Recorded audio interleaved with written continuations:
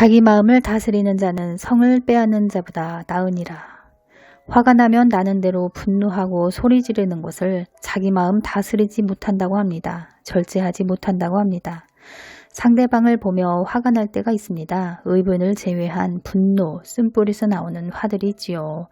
대개 상대방의 어떤 태도를 보면서 화가 납니다. 어떤 모습, 어떤 행동, 어떤 말투나 눈빛, 그리고 습관 등을 볼 때 내 안에서 일어나는 부정적인 감정들이 있습니다. 그런데 나도 완벽하지 않고 허물이 있습니다. 그렇지요?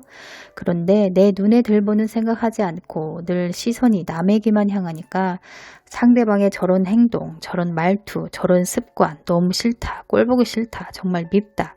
이렇게 판단하니까 악한 감정이 이입됩니다. 벌써 마귀에게 틈을 준 것이죠. 상대방을 보면서 이러쿵저러쿵 마음의 시비, 옳고 그름을 판단합니다. 이럴 때 악한 영이 생각을 통해 마음 안으로 들어오고 세력을 키워나가며 마음을 장악하니까 마귀의 밥, 종노릇을 하는 것입니다. 가롯 유다처럼요. 모든 지킬 만한 것 중에 더욱 내 마음을 지키라. 생명의 근원이 이에서 남이니라. 그러니까 그분의 시선에서 보면 틈을 준 내 잘못이고 내 탓이지 내가 미워한 상대방 탓이 아니라는 얘기예요. 그래서 내가 회개해야 한다는 얘기입니다. 무슨 말인지 이해가 되시죠? 상대방이 어떤 행동과 말투 때문에 상처받고 화가 났어요. 그걸로 마음이 힘들어요. 너무 신경 썼더니 머리가 아파요. 약을 먹지만 소용이 없어요. 누구 잘못일까요? 상대방 탓이 아니라 마음 관리를 못한 내 탓입니다. 밉다, 싫다, 짜증난다 그러면서 분노했기 때문에 악한 영이 마음에 틈타서 괴롭고 아프고 힘든 것입니다. 그러한 것들을 적극적으로 거절하지 않고 대적하지 않고 마음에 받아들이고 묵상하고 품고 허용했기 때문에 힘든 것입니다. 그러니 기도도 안 되고 말씀도 눈에 들어오지 않고 상대방에 대한 미움과 원망하는 마음만 들어오는 등의 악순환이 반복되는 것이죠. 언제 틈을 내줬는지 어떤 사건에 틈을 내줬는지 그것을 찾아서 그 부분을 철저하게 회개해야 합니다. 원인이 있으니 결과가 있는 것이죠. 남에게 중보기도 요청한다고 될 일이 아니라 본인이 그 부분을 찾아서 회개를 해야 합니다. 회개하지 않으면 기도해도 그 문제가 해결되지 않습니다. 죄가 이미 마음 안에 들어와서 내 마음의 눈을 어둡게 했기 때문에 잘못된 처음 부분부터 마음에 품고 있는 생각들까지 전부 다 토설 회개해야 합니다.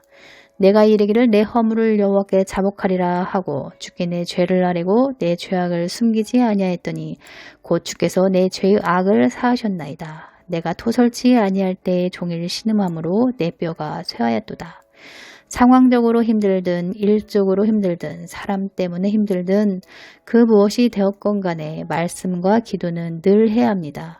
그런데 많은 분들이 힘들면 기도를 안 하거나 말씀은 더 안 읽습니다. 그러니 내가 해야 할 기본적인 것조차 하지 않으니 무슨 기도 응답이 오고 무슨 깨달음이 있겠습니까? 그렇지요?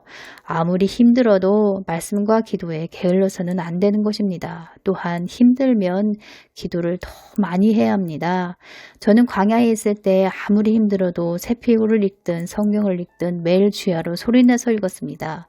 그러니까 정말 힘든 상황 가운데서도 누구 하나 도와주는 사람이 없어도 그분께만 매달리고 그분께 초점을 맞추니까 지혜를 주시고 늘 기도하니까 말씀으로 인도해 주셨습니다. 기억해야 할 것은 날 힘들게 하는 대상에 집중하는 게 아니라 문제에 집중하는 게 아니라 말씀에 집중해야 합니다. 그런데 이것은 의지적으로 해야 합니다. 의식적으로 그분께 시선을 고정하는 훈련을 해야 합니다. 이런 훈련을 안 하면 당연히 문제와 사람에게 집중하니까 늘 힘들고 죄가 틈타니까 영적으로 어둡고 사방이 막힌 것 같은 느낌이 드는 것입니다. 불안한 마음을 붙잡으니 두려운 것이죠. 말씀이 뭐라고 하는지 말씀을 떠올려서 그 말씀을 붙잡고 도전을 하든 행동을 하든 힘을 얻든 기도를 하든 선포를 하든 해야 하는 것입니다. 배운 것은 꼭 삶에 적용해 보세요. 듣기만 하면 그저 지식일 뿐이고 뒤돌아서면 잊어버리지 않습니까? 머릿속에 담아둔 지식이 무슨 소용이 있습니까? 적용해야 산지식이 되고 하나님을 아는 지식에서 자라가는 것이죠. 오늘은 문제나 사람에게 집중하지 말고 말씀에 시선을 고정하는 훈련을 해보세요. 내게 베푸신 은혜들에 감사하고 찬양하며 마음을 들여보세요. 힘이 나는 말씀을 붙잡고 기도하거나 마음속에 담아둔 내 안의 비밀들을 아버지 하면서 들여보세요. 진솔하게 허심탄회하게 속갯말을 해보세요. 들으십니다.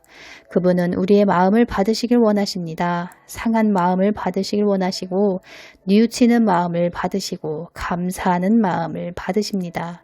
하나님께 드리는 제사가 어려운 것이 아닙니다. 진실된 마음을 올려드리면 되는 것입니다. 솔직하게 아뢰를 때 듣고 응답하십니다. 오늘도 은혜 가운데 그분의 자비한 손길을 경험하는 복된 하루 되시기를 주의 이름으로 축복합니다. 감사합니다.